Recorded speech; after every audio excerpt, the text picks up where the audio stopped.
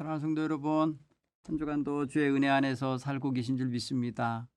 오늘도 성서학당 사무엘상의 말씀을 가지고 함께 여러분과 만남을 갖고자 합니다. 하나님의 은혜가 오늘도 우리에게 임하는 그런 시간 되기를 간절히 바랍니다. 이스라엘 백성들이 가나안 땅에 정착하면서 살아가는 가운데는 여러 가지 이제 처음 경험하는 것들도 있고 또 남들보다 이민족들보다 못하다 이렇게 생각하는 부분도 있었어요. 물론 군사력이나 국가적인 체계의 정비나 이런 면에 있어서 굉장히 뭐랄까요, 이스라엘 백성은 아직 갖춰지지 않은 때였기 때문에 그렇습니다. 이 당시에 이스라엘 초기 역사에 하나님의 다스리심은 사무엘이라고 하는 영적 지도자를 통해서 백성들을 이제 이끌어가고 계셨어요. 지난번에 말씀을 나눈 것처럼 하나님의 법궤를 중심으로 한 성소가 있는데 그 성소에서 하나님의 종이 다스려야 됐어요.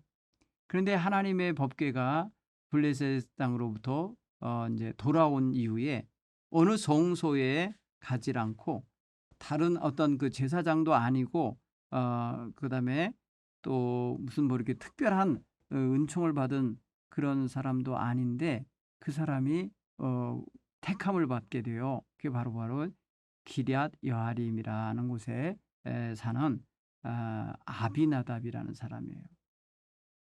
근데 이게 아비나답이라는 사람이 어, 자기 집에 법궤를 들여놓게 돼요. 여러분, 법궤가 아까 어제도 지난주에도 말씀드렸잖아요.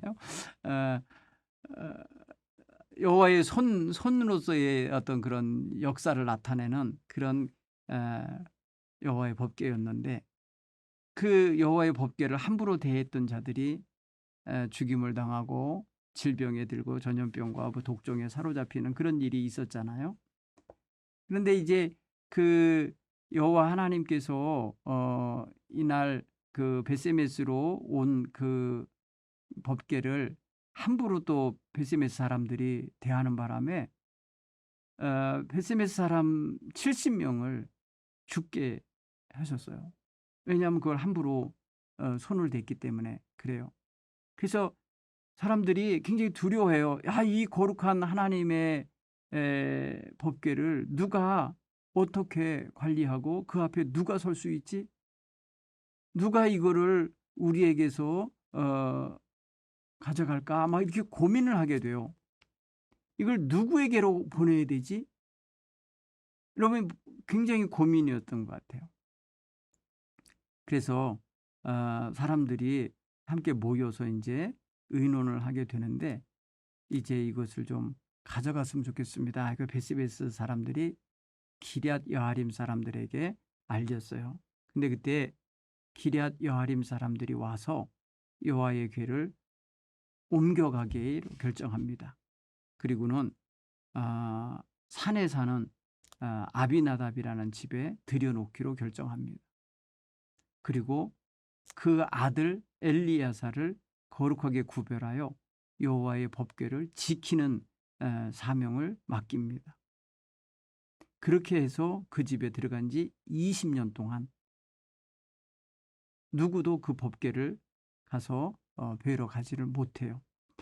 어떻게 보면은 당시에 사무엘이 있었는데 사무엘이 있는 성소로 가져가면 되는데 왜 기럇 여아림 사람들은 이 법궤를 아비나답이라는 사람에게 들여놨을까?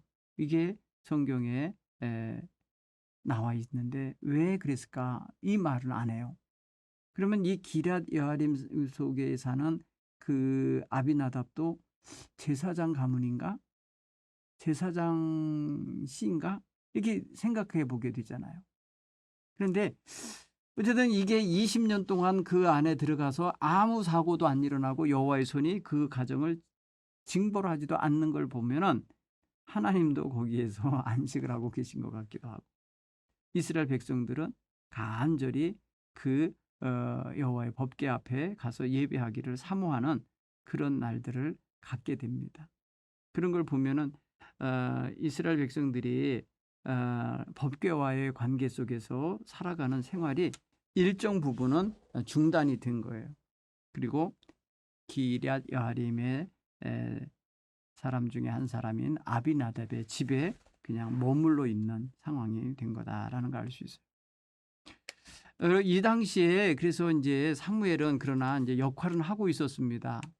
사무엘은 온 이스라엘 각 지역을 다니면서 말씀을 전하고 가르치고 그들의 재판 문제나 기타 소송 문제들을 다 처리해주고 다녔어요.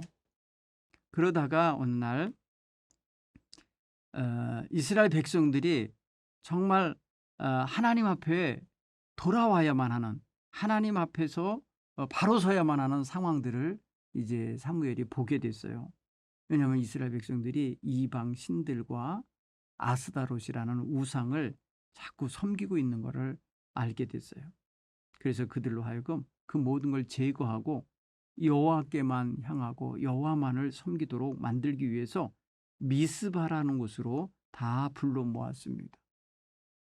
그래서 이스라엘 백성들로 하여금 바알과 아스다롯을 제거하고 여호와만 섬기도록 함들라 하는데 이들이 자꾸 반복하여서 그 어떤 그런 우상에 빠지는 거예요. 그래서 그들로 하여금 결단하게 하기 위해서 아마도 미스바라는 곳에 다 모였어요. 그리고 하나님의 말씀을 선포하고 가르치려고 했어요. 그를 성경은 이스라엘을 다스리니라, 사무엘이 미스바에서 이스라엘을 다스렸다라고 하는 표현으로 썼어요. 근데 이스라엘 백성들이 다 한자리에 군집하여 모였다는 소식이 블레셋 사람들에게 들어가니까 블레셋 사람들이 전쟁을 하려고 했습니다. 그건 뭐냐면 이스라엘 백성 한 대 다 모였다는 소리는 이게 뭐 군대처럼 소집된 걸로 여겼는지 오해를 했는지 몰라도 저들이요 전쟁을 하려고 이스라엘 사람들이 다 모였대더라. 그러니 치러 올라가자 이래갖고 이스라엘 백성들과 전쟁을 어떻게 선포하게 되는 거죠. 그리고 성경 보면은 7절에 이렇게 돼 있어요. 7장 7절에 보면 이스라엘 자손이 미스바에 모였다 함을 블레셋 사람들이 듣고 그들의 방백들이 이스라엘을 치러 올라온지라 이스라엘 자손이 듣고 블레셋 사람들을 두려워하여 이스라엘 자손이 사무엘에게 이르되 당신은 우리를 위하여 우리 하나님 여호와께 쉬지 말고 부르짖어 우리를 블레셋 사람들의 손에서 구원하시게 하소서 이렇게 했어요. 여러분 함께 집회하기 위해서 모였는데 그 집회하러 모인 것을 이 블레셋 사람들은 마치 전쟁하러 모인 줄로 알고 방백들을 보내서 전쟁을 하려고 치러 올라왔어요. 그러자 이스라엘 백성들은 블레셋 사람 때문에 두려움에 빠졌어요. 그리고 그 두려움으로 인해서 사무엘을 찾아서 사무엘로 하여금 여호와께 쉬지 말고 기도해달라고 부르짖어달라고 부탁합니다. 여러분 여기 여호와께 쉬지 말고 부르짖어 주십시오. 이 요청이 있잖아요. 아주 우리 성도들이 가져야 할 귀한 자세라고 봐요. 여호와 하나님께 쉬지 말고 기도하며 부르짖어서 여호와 하나님의 손길이 우리를 대적으로부터 구원해 주십시오라고 하는 이런 간구는 우리가 배워야 할 기도라 생각이 되집니다. 그날 사무엘이 백성들 보는 앞에서 젖 먹는 어린 양 한 마리를 가져다가 번제를 드려요. 번제를 드릴 때에 여호와께서 바로 응답하세요. 여호와께서 이스라엘을 위하여 바로 응답을 하십니다. 부르짖는데 바로 응답. 그날 부르짖을 때에 번제를 드릴 때에 블레셋 사람이 이스라엘과 싸우려고 가까이 왔거든요. 그때 여호와께서 블레셋 사람들을 치십니다. 어떻게 치냐? 우레를 바라요. 그래서 우레를 바란다는 것은요. 그 천둥 번개를 막 마른 하늘에서 막 친다고 생각해보세요. 백성들은 굉장히 두려움에 빠지고 군사들은 다 전열을 흐트러뜨리고 도망치게 되고 어지럽게 했어요. 그때 이스라엘 백성들이 그들을 치러 나가서 그들을 패하게 만듭니다. 그날 그래서 대승을 거둡니다. 그때에 이스라엘 백성들이 전쟁을 마치고 난 다음에 미스바와 센이라고 하는 지역 사이에 커다란 돌을 하나 굴려다가 세웁니다. 그리고 그 돌 이름을 에베네셀이다 이렇게 이름을 지었습니다. 그건 뭐냐면 여호와께서 하나님이 여기까지 우리를 도와주셨다라는 그런 의미의 뜻을 담은 이름이에요. 에베네셀, 도움의 돌, 이런 걸 세웁니다. 여러분, 이렇게 하면서 이스라엘 백성은 이제 영토도 확장하고 하나님의 주관하시는 손길 안에서 보호받으면서 일정 기간 평화를 유지하면서 살게 됩니다. 그리고 사무엘은 내내 이제 이스라엘 이곳저곳을 다니면서 다스리는데 베델로 갔다, 길갈로 갔다, 또 미스바로 갔다, 또 자기가 원래 살았던 그 라마라고 하는 곳으로 갔다. 이렇게 하면서 이스라엘을 순회하면서 이스라엘 백성들을 다스리고 가는 곳에서 여호와 하나님께 제단을 쌓으면서 예배를 드리고 그랬어요. 자, 여기까지 다 좋아요. 그런데 이스라엘 백성이 엉뚱한 요구를 하게 됩니다. 남들처럼 되고 싶은 요구를 합니다.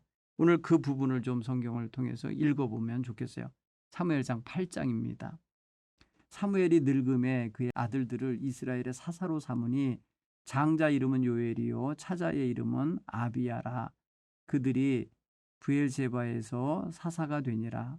그의 아들들이 자기 아버지의 행위를 따르지 아니하고 이익을 따라 뇌물을 받고 판결을 굽게 하니라. 이스라엘 모든 장로가 모여 라마에 있는 사무엘에게 나아가서 그에게 이르되 보소서, 당신은 늙고 당신의 아들들은 당신의 행위를 따르지 아니하니 모든 나라와 같이 우리에게 왕을 세워 우리를 다스리게 하소서 한지라. 우리에게 왕을 주어 우리를 다스리게 하라 했을 때에 사무엘이 그것을 기뻐하지 아니하여 여호와께 기도하네. 여호와께서 사무엘에게 이르시되 백성이 네게 한 말을 다 들으라. 이는 그들이 너를 버림이 아니요 나를 버려 자기들의 왕이 되지 못하게 함이니라. 내가 그들을 애굽에서 인도하여 낸 날부터 오늘까지 그들이 모든 행사로 나를 버리고 다른 신들을 섬김같이 내게도 그리하는도다. 그러므로 그들의 말을 듣되 너는 그들에게 엄히 경고하고 그들을 다스릴 왕의 제도를 가르치라. 사무엘이 왕을 요구하는 백성에게 여호와의 모든 말씀을 말하여 이르되 너희를 다스릴 왕의 제도는 이러하니라. 그가 너희의 아들들을 데려다가 그의 병거와 말을 어거하게 하리니 그들이 그 병거 앞에서 달릴 것이며 또 그가 너희의 아들들을 천부장과 50부장을 삼을 것이며 자기 밭을 갈게 하고 자기 추수를 하게 할 것이며 자기 무기와 병기의 장비도 만들게 할 것이며 그가 또 너희 딸들을 데려다가 향료를 만드는 자와 요리하는 자와 떡 굽는 자로 삼을 것이며 그가 또 너희 밭과 포도원과 감람원에서 제일 좋은 것을 가져다가 자기 신하들에게 줄 것이며 그가 또 너희 곡식과 포도원 소산의 11조를 거두어 자기의 관리와 신하들에게 줄 것이며 그가 또 너희 노비와 가장 아름다운 소년과 나귀들을 이끌어다가 자기의 일을 시킬 것이며 너희의 양떼의 10분의 1을 거두어 가리니 너희가 그의 종이 될 것이라. 그날에 너희는 너희가 택한 왕으로 말미암아 부르짖되 그날에 여호와께서 너희에게 응답하지 아니하시리라 하니 백성이 사무엘의 말을 듣기를 거절하여 이르되 아니로소이다. 우리도 우리의 왕이 있어야 하리니 우리도 다른 나라들 같이 되어 우리의 왕이 우리를 다스리며 우리 앞에 나아가서 우리의 싸움을 싸워야 할 것이니이다 하는지라. 사무엘이 백성의 말을 다 듣고 여호와께 아뢰매 여호와께서 사무엘에게 이르시되 그들의 말을 들어 왕을 세우라 하시니 사무엘이 이스라엘 사람에게 이르되 너희는 각기 성읍으로 돌아가라 하니라. 아멘. 여러분, 이스라엘 백성들이 다른 나라들처럼 왕을 갖기를 원했다는 거예요. 왕. 우리도 왕을 주십시오. 우리도 다른 나라들 같이 되어 살기 원합니다. 그래서 왕이 우리를 다스리게 하고 우리 앞에 나가 우리의 싸움을 싸우게 하고 싶습니다. 이러면서 다른 나라의 왕 제도를 부러워하고 왕 제도를 그대로 모방하여 갖기를 원했다는 거죠. 여러분, 이렇게 왕을 필요로 하는 이유를 가만히 보면은 이렇게 말해요. 사무엘, 당신은 늙었고 당신의 아들들이 지금 잘못하고 있습니다. 악행을 저지르고 있습니다. 뇌물을 받고 있습니다. 판결을 굽게 하고 있습니다. 그러니 우리 지도자가 아닙니다. 지도자답지 못합니다. 이런 거겠죠. 그러니까 이스라엘 백성들이 이유를 낸 거예요. 왕이 왜 필요하냐? 사사인 당신과 당신의 아들들이 제 역할을 못합니다. 이거예요. 당신은 늙어서 역할을 못하고 당신의 아들들은 악해서 못하고 그러니 우리에게 제대로 된 왕을 세워주십시오. 이렇게 요구하는 거예요. 또 하나의 명분은 뭐냐? 다른 나라들도 다 그럽니다. 다른 나라들처럼 우리도 왕을 주셔서 우리를 다스리게 해주십시오. 이렇게 요구하는 거예요. 여러분 어떻게 보면은 사무엘이 늙었다고 하는 한계 있잖아요. 인간적인 한계. 늙으면 뭐랄까요? 이렇게 거동도 불편하고 예전처럼 막 여기저기 백성들의 필요와 요구에 따라서 움직이기에 지치죠. 그래서 사람들이 늙으면 은퇴라는 걸 하잖아요. 그럴 때가 오는 거예요. 그런 한계에 부딪힌 거예요. 말 그대로 인간적이고 너무 자연적인 한계에 온 거예요. 그런데 뭐가 또 하나의 실수가 되느냐. 아들들을 임의대로 사사를 세웠다는 거예요. 자기 마음대로 자기 아들들로 하여금 백성을 다스리는 판관들을 세웠는데 사사는 판관이에요. 히브리어로 샤파트라고 하는데 이 샤파트라는 것은 판결하다, 뭐 재판하다 이런 의미가 담겨 있는데 다스리다라는 의미가 있는데 이들이 뭐 했냐면 자기들의 이익을 따라서 뇌물을 받는 사람이었다는 거예요. 그러니까 하나님의 법도대로 따르지 않고 당장 당신 아버지 그들의 아버지인 당신 사무엘처럼 행하지도 아니하고 뭐냐 자기 이익을 따라 뇌물을 받으면서 판결을 굽게 합니다. 그러니까 판결을 정직하게 바르게 하지 않고 굽어지게 만들고 있다는 거죠. 뇌물 준 자에게 유리하게. 이런 것을 지금 고발하고 있는 것도 돼요. 그러면서 왕을 세워달라고 하는 요구가 이런 거예요. 이런 명분을 낸 거죠. 여러분 이렇게 보면은요. 사실은 왕을 세워달라고 하는 것 때문에 뭐랄까요. 사무엘은 기분이 안 좋아해요. 그거 원치 않아요. 그렇죠? 하나님 앞에서 그는 아주 유쾌하지 않아요. 그런 요구 받았을 때에 성경에 보면은 그런 표현 써요. 왕 달라고 할 때에 사무엘이 그것을 듣고는 심히 뭐랄까 그렇게 해주고 싶은 마음이 없는 것 같아요. 그래서 하나님께 기도해서 물어봤어요. 그랬더니 하나님께서 백성들이 하는 말을 다 들으라고 그리고 들어주라고 얘기를 하셔요. 그럴 때 이런 말을 하셔요.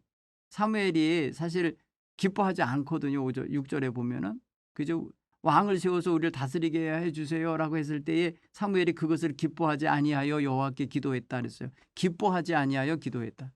그러니까 자기 마음은 기뻐하지 않아요. 백성들은 요구해요. 하나님 어떻게 생각하세요? 하나님께 물은 거죠. 그래서 하나님께서 말씀하세요. 백성이 내게 말한 말들을 다 들으라. 이는 그들이 너를 버리는 게 아니고 너를 싫어서 버리는 게 아니고 나를 버려서 자기들의 왕이 되지 못하게 함이라. 이렇게 표현했어요. 여기 표현하면 내용 속에 보면은 나를 버려 자기들의 왕이 되지 못하게 하려는 거다. 그러면 지금 현재 왕이 누구라는 거예요? 하나님이 친히 이스라엘을 다스리시는 왕이라는 거거든요. 하나님도 그렇게 생각하고 계신 건데 이들이 그거를 못해서 못하게 하려고 나를 버리는 거다. 너를 버리는 게 아니고. 이렇게 표현을 하고 계시니 하나님도 사실은 불편하고 기뻐하지 않는 게 분명합니다. 그러나 다만 이 하나님이 직접 다스리는 걸 신정정치라고 그래요. 신이 정치를 하시는 거예요. 신정정치라고 다스리는 건데 왕정정치를 해달라고 왕정정치를 희망한다고 우리는 그런 제도를 세워달라고 요구할 때에 사실 하나님의 종인 사무엘도 싫어하고 하나님인 여호와께서도 썩 좋게 안 보시는데 허락을 해주시면서 조건을 다셔요. 뭐냐? 이제 너희들이 원하는 왕 제도가 어떤 줄을 너희가 분명히 알아야 된다고 왕 제도에 대해서 쭉 말하는데 내용을 보니까 경고 같은 말이 들어있어요. 부정적인 용어들로 들어있어요. 백성들이 들었을 때 썩 유쾌하지 않을 것 같은 그런 이야기를 해줘요. 이스라엘 왕을 원하니까 이 왕 원하는 게 그게 바로 하나님 버리는 거고 뭐랄까요 왕으로 하여금 다스림을 받기를 원하니까 하나님의 영향력을 줄이려고 하는 거예요. 뭐 이렇게 여겨져서 사무엘은 반대하는 거지만 백성들은 강력하게 요구를 해요. 그러니까 하나님께서는 마치 응석을 받아주시는 건지 어떤 건지 모르겠는데 안 된다 이렇게 명하시면 좋은데 안 된다고 막아도 이들은 계속해서 요구할 게 아니니까 그냥 허락해 주시는데 왕 제도가 어떤지 좀 알려줘라. 그렇게 하시니까 10절 이하에 그 엄히 경고하는 왕 제도가 이야기가 담겨서 나옵니다. 여러분 거기 보면은 왕이 그렇게 말한다. 그렇게 할 거라는 거죠. 너희 아들들을 데려다가 병거와 말을 어거하는 자로 삼고 병거 앞에 달려가는 병사로 삼을 거고 천부장이나 50방 세울 거다. 그런가 하면은 이제 전쟁 없을 때에는 이제 이렇게 자기 밭을 갈게 하고 추수를 하게 하고 자기 무기와 또 이런 저런 병거 장비들을 만들게 할 거다.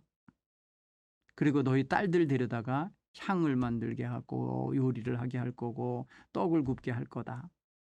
그리고 너희 밭에 또 포도원에 그 모든 열매들 그 제일 좋은 거 가져다가 자기 신하들을 먹이고 입히는 데 쓸 거다. 또 너희 곡식과 너희 소산의 11조를 거둬다가 관리들을 주게 될 거다. 또 너희 노비들과 가장 아름다운 소년들과 나귀들을 데려다가 자기 일을 시킬 거다.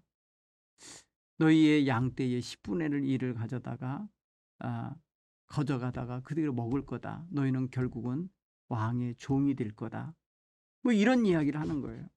나중에 너희가 왕 때문에 힘들다고 나한테 부르짖을 때 하나님께 부르짖을 때 하나님 응답하시지 않겠다. 이렇게 말해요. 여러분 그러니까 어떻게 보면 왕이 그들이 생각하는 왕은 그냥 외국 다른 나라 왕이 정말 전쟁에 나가서 확 멋지게 이 군사들 이끌고 하는 게 부러웠던 것 같아요. 그리고 아주 일사천리로 그 나라를 다스리는 것 같으니까 멋진 것 같아요. 그런데 사무엘이 다시 이제 사무엘은 이리 갔다 저리 갔다 순회해야 되니까 어떤 그 뭐랄까요 좀 자기네들의 피부에 와닿는 그런 다스림이 아닌 것 같이 느껴졌던 것 같아요.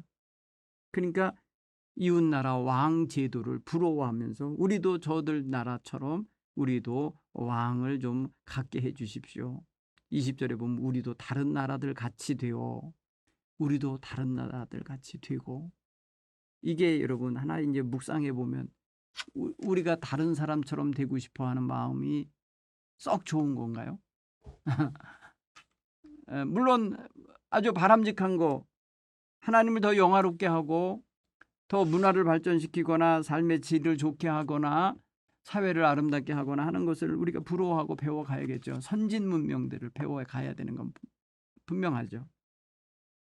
근데 막연하게 여기서 자기네들이 제시하는 게 뭐예요? 자기네들을 다스리고 자기네들의 싸움을 대신 싸워주고 뭐 이러는 거를 이해한다면은 임금에 대해서 굉장히 뭐랄까요 이상적으로만 생각하고 있는 거죠.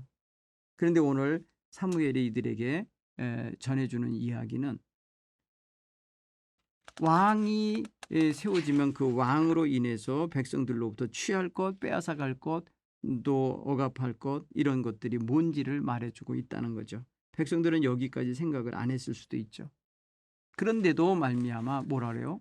그래도 백성들은 거절했다는 거예요. 19절 보세요. 백성이 사무엘의 말 듣기를 거절하여 아니로소이다. 여기 보면은 하나님의 종의 말을 안 듣는 거예요. 이미 그들은 결론 난 거예요. 결정 난 거예요. 여러분 가끔 우리 성도님들이 기도를 부탁하러 올 때에 다 결정하고 이미 확정된 걸 가지고 와서 하나님 결제해 주세요라는 식의 기도를 해달라는 거예요. 여러분 하나님 앞에 물을 때에는 처음부터 물어야죠. 처음부터 시작 전부터 하나님께 묻고 시작을 해야 되는데 다 결정나고 결론 내리고 와갖고 하나님 다 이거 그냥 받아주세요. 이렇게 되게 해주세요라는 마지막 사인만 해주세요라는 식의 기도를 요구할 때가 있어요. 여러분 그거는 정말 하나님을 하나님으로 온전히 대하는 태도가 아닌 것 같아요. 처음부터 시작부터 하나님께 묻고 찾고 구하는 이런 신앙 자세가 있어야 될 거예요. 이스라엘 백성이 지금 왕을 구하는 이유를 하나님께 한 번도 묻고 기도해 본 것 같질 않아요. 근데 그들이 모여와가지고 하는 소리가 그냥 우리도 다른 나라들 같이 되고 싶어요예요. 다른 나라 같이 되어서 우리 왕이 우리를 다스리고 우리의 싸움을 나아가서 우리 앞에 나가서 싸워주기 원합니다. 이거잖아요. 다른 거 제시하는 게 없어요. 여러분 왕을 세우면은 정말 노예 같은 생활을 해야 되고 왕의 명령에 시달려 뭐 이렇게 끌려다녀야 되고 하는 이런 거에는 전혀 생각하지 않고 그냥 백성들은 고집을 해요. 왕 달라고. 다른 나라와 같이 되고 싶어요. 이거예요. 그러니까 하나님과의 언약 관계 속에 있는 것을 충분 조건으로 여기질 않는 거예요. 왕이 없는 것이 아쉽고 자신들의 결핍으로 여긴 거죠. 그래서 진짜 왕을 바라는 이유를 가만히 보면은 그들이 자기들 앞에서 다스려 달라. 또 자기들 앞에 가서 싸워 달라. 이건데 여러분 그거는 실제로 사사들도 했고 다 하지 않습니까? 그러나 지금 다만 저들에게 있어서 하나님이 눈에 보이지 않으니까 저들이 이렇게 왕처럼 눈에 보이는 지휘관을 왕을 원하는 거라 이렇게 생각이 되지는 거예요. 결국은 이 발언은 자신들의 재산과 자신들의 평안과 자신들의 안전을 다 왕이 다 해줄 거라고 착각하고 있는 면이 있어요. 실제로는 하나님이 주시는 거고 하나님이 주관하시고 이끄시는 건데요. 자, 여러분 이걸 보면서 우리가 정말 우리 생각과 우리 말을 그냥 그대로 고집하면서 그거를 기도라고 하나님께 강요하며 결제를 요구하는 태도라면 우리는 그거 내려놓자고요. 하나님이 진정 원하시는 게 무엇인지 묻고 찾고 구해야 되고 무엇보다도 하나님이 친히 다스리시고 친히 주관하시고 인도하시는 걸 소중히 여기고 받아들일 줄 아는 이런 자세가 있어야 되지 않을까 싶어요. 한번 여기 여러분 적용해 보십시오. 여러분도 남들처럼 남들이 다 하니까 나도 해보고 싶은 거 그런 거 있으신가요? 이스라엘 백성들은 지금 말이에요. 하나님 앞에 하나님의 인도함 속에 지금 수백 년을 살아온 백성이에요. 그런데 저들은 남들처럼 되고 싶은 마음을 옆에다가 따로 차고 있었던 것 같아요. 한쪽 마음에 왕제도를 가져서 우리도 남들처럼 됐으면 좋겠다. 남들이 더 강해 보였던 거예요. 왕이 이끄는 군대가 있고 왕이 이끄는 나라가 더 강해 보이고 더 힘세니까 이거에 우리가 항상 저들에게 지고 있으니까 보면 우리를 쳐들어온 자들 보면 항상 왕이 있어. 다스리고 이끌어가는 지휘관이 있는 게 뚜렷하게 보이니까 우리도 그렇게 해달라고. 그래야 저들과 맞서 싸울 수도 있고 저들과 맞대응할 수 있다. 이렇게 생각한 것 같아요. 여러분 충분히 이해가 되죠. 그도 그럴 것 같지 않습니까? 눈에 보이지도 않는 하나님이 지금 우리의 장수고 대장이다 생각하면은 그게 잘 안 와지는 거죠.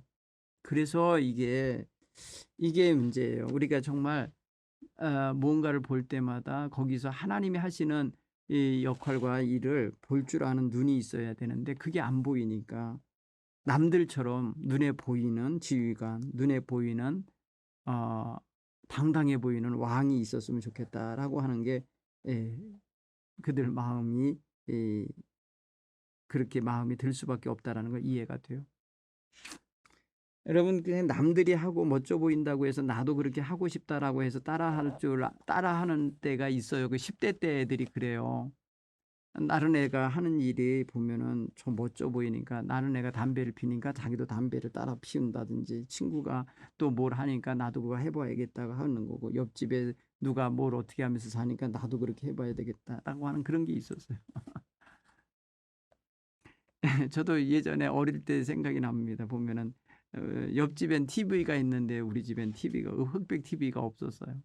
막 TV가 막 보급되고 있을 때였는데 좀 늦게 샀습니다. 저희 집이.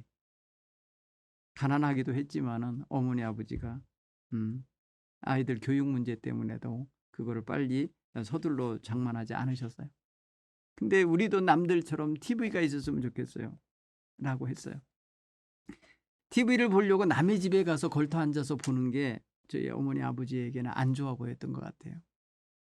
그래서 어느 날 학교 갔다 왔더니 사다 놓으셨더라고요. 근데 여러분 남들이 하니까 나도 해야 된다라고 하는 거는 정말 소화적 그러니까 유아적 시대의 발상 아닙니까? 우리는 어른이 되면은 자기 형편과 자기의 조건과 모든 걸 먼저 생각하게 되고 그리고 그것의 필요성, 지금 내가 필요한가 아닌가 이것도 알게 되고, 그 다음에 이거 하나님이 원하시는 건가 아닌가 이런 것도 생각하게 되고 하는 눈이 열릴 때가 오잖아요. 이스라엘 백성은 그걸 못한 것 같아요. 그래서 남들처럼 되고 싶어요. 다른 나라들처럼 같이 왕 세워서 살고 싶어요. 이런 게 아닌가 싶습니다. 자, 여러분 지금 또 누군가에게 강력히 요구하는 거나 간절히 원하는 뭔가가 있습니까? 그러면 그게 뭔가 한번 살펴보십시오. 이스라엘 백성들은 왕 제도를 성립하기 위해서 사무엘에게 와서 매달렸어요. 이거 세워달라고. 사무엘은 그런데 그것을 듣고 기뻐하지 않았다고 그래요. 근데 여러분 생각해 보면은 이스라엘 백성들은 왕 제도에 대해서 어느 정도 알고 있었는지는 모르겠지만 사무엘 입장에서는 자기를 거절하는 것 같이 느껴지기도 하고 하나님을 거부하는 것처럼 느껴지니까 싫었던 거죠. 어떤 면에 있어서는 자기보다 더 힘 있게 당당하게 백성들을 이끌고 나가서 싸움도 하고 리더도 하는 그런 지도자가 있으면 좋겠죠. 그리고 자기는 제사장이나 판관 역할만 하고 나머지 맡길 수도 있잖아요. 근데 사무엘은 그렇게 생각을 안 했던 것 같고 강력히 요구하는 백성들에게 좀 불편함을 느낀 것 같아요. 기뻐하지 않았다고 하는 걸 표현을 보면은. 또 여러분 우리는 자녀들에게 뭔가를 좀 이렇게 물려주고 싶고 자녀들에게 뭔가를 이렇게 남다르게 당당하게 해주고 싶은 것이 있을 텐데 그게 뭔가요? 가만히 보면은 사무엘도 오늘 보니까 사실은 하나님께 묻지도 않고 자기 아들들을 사사로 세운 것 같아요. 그렇죠? 그러니까 그 사사들로서의 구비되지 않은 사사나 제사장이나 이런 건 하나님이 선택하는 존재였거든요. 근데 이 마지막 사사가 되는 이 누굴까요? 이 사무엘에게서는요. 자기 아들에게 세습을 했다는 거죠. 이거 성경에는요. 이 하나님께 물었는지 하나님께 이거 구해서 허락을 받은 건지 몰라요. 안 나타나요. 그런데 활동을 했어요. 보니까 활동을 했는데 뇌물을 받는 아주 못된 그릇된 불의한 재판관 역할을 했다고요. 물론 자기 직분 물려주고 싶겠죠. 그런데 이렇게 준비되지 않은 자식들에게 욕심을 내서 넘기는 것은 원치 않아요. 하나님 원치 않으세요. 백성들이 거절하고 있고요. 백성들이 거절하는 그 모습 왜 하나님이 모르셨겠어요? 그러니까 하나님도 왕 제도를 허락하라고 하시는 거 보세요. 사무엘이 자기 자식들에게 제대로 가르쳐서 사사의 역할을 잘 감당할 수 있도록 교육을 시키거나 훈련을 시켜서 했다면 사무엘 아들들이 자기 사명과 직분을 잘 감당했을 것 같아요. 그런데 권한만 세습했지 책임을 세습하지 않은 거예요. 역할을 세습하지 못한 거예요. 이름만 가진 거죠. 그러니까 얼마나 권한을 누리면서 못된 짓을 한 겁니까? 여기서 보면 또 사무엘도 자식 농사 실패한 거예요. 지난주에 우리 한번 공부했지. 엘리 집안이 엘리가 자식들 농사 잘못한 것처럼 사무엘도 보니까 제대로 자식들을 못 길러낸 것 같은 인상을 받습니다. 여러분 여기서 자식들에게 좋은 자리 물려주는 게 중요한 게 아니라 사람됨과 하나님 백성됨과 하나님의 뜻을 알 줄 아는 이런 신앙인의 됨을 물려주는 그런 역할을 좀 더 잘해야 되지 않겠나 이런 생각을 합니다. 결국은 사무엘도 말 못하는 거예요. 이제 왜? 백성들이 지적했잖아요. 당신은 늙었고 당신의 아들들은 불의합니다. 뇌물을 받고 재판하고 있습니다. 우리가 어떻게 여기에 희망을 겁니까? 여기 어떻게 우리 지도자라고 합니까? 이렇게 말할 때 할 말 없는 거예요. 불쾌하죠. 그런 면에서도 불쾌하지만은 자기를 버리는 것 같은 인상을 받으니까 불쾌할 수도 있어요. 근데 현실을 인식해야죠. 자기 자신이 부족하고 자기 자신이 늙었고 이제 한계가 왔고 또 백성들은 지금 필요가 있고 요구가 있는데 그 속에서 하나님 뜻을 물어서 하나님이 허락하라 했으면 기꺼이 편안하게 하면 되는 거예요. 여러분 오늘 우리가 우리 자녀들에게 좋은 것 물려주고 싶으시면 무엇보다도 하나님 잘 섬기고 그 뜻대로 살아갈 줄 아는 신앙을 물려주시기 바랍니다. 그리고 그런 관계 속에서 자기 역할을 잘하는 자녀들이 되는 걸 보시고 기뻐하시는 이런 우리 성도님들이 되기를 바랍니다. 오늘 말씀을 마무리합니다. 백성들이 남들처럼 되고 싶은 욕망을 가지고 왔다.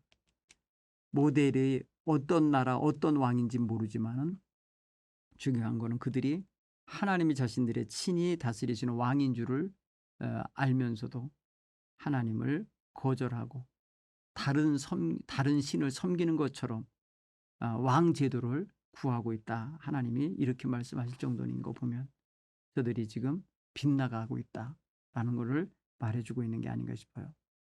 그리고 백성들이 남들처럼 되고 싶다는 그 남들이 모델이 되고 남들이 어떤 그런 삶의 모범자로 세워지고 있다는 것에 대해서 우리는 다시 한번 돌아봐야 돼. 우리가 다른 사람들에게 모범이 돼야죠. 우리가 사람들에게 표본이 돼야 되는데 더 거꾸로 남들처럼 되고 싶다라면 여러분 예수 안 믿는 사람처럼 되고 싶은 욕망을 가지고 하나님께 구하겠어요? 죄 짓는 사람, 우상 숭배하는 사람처럼 되고 싶다고 하면 되겠어요? 그럴 수 없잖아요. 여러분 그러니까 남들이 어떻게 한다고 해서 무조건 나도 그렇게 하고 싶어 이런 거 하기 전에 하나님 앞에 내가 누군가 나는 어떻게 살아야 되나 나에게는 이것이 어떻게 다가와지는 건가 이걸 생각하면서 돌아볼 수 있는 이런 지혜로운 눈이 열리기를 바랍니다. 다음 주에 뵙겠습니다. 감사합니다.